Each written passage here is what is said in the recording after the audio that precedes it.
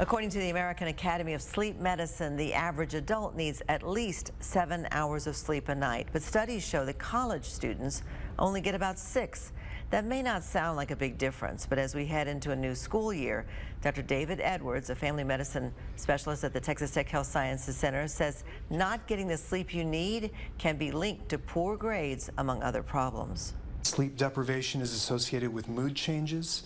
It's associated with decreased attention, decreased ability to concentrate, and sadly, it can even affect the student's GPA.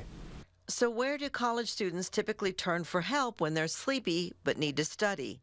Caffeine. But Dr. David Edwards says caffeine is tricky.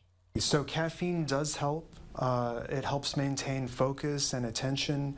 It is relatively safe when used in standard doses, for example, 1 to 2 cups of coffee or tea.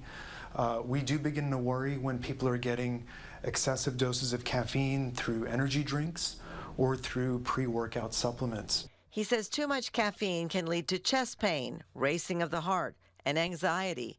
And if a student is already feeling some anxiety over school and other issues, caffeine could really compound the problem.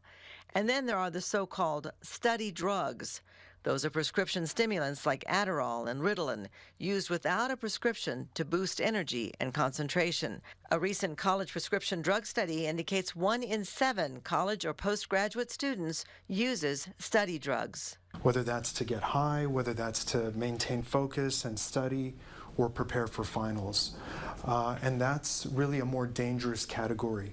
We worry about addiction, and we worry about even fatalities, particularly when combined with alcohol or other drugs. Mixing study drugs with caffeine, he says, is essentially like taking speed, especially since caffeine has a long half-life, meaning it lingers in the body, cutting down on sleep time. So what's the answer, particularly for students who need to maintain focus? He says it starts with limiting caffeine intake to a certain part of the day. And we wouldn't want people drinking caffeine or taking caffeine supplements in the evening because it'll affect their ability to sleep that night. It's a trifecta. It's healthy eating, it's exercising consistently, and it's getting enough sleep. And one more thing students should know, using or even possessing a study drug that is a amphetamine based like Adderall or for ADHD, and it's not your prescription, that's considered a 3rd-degree felony. So anyone with that prescription should keep it locked up and, of course, never share it with somebody else.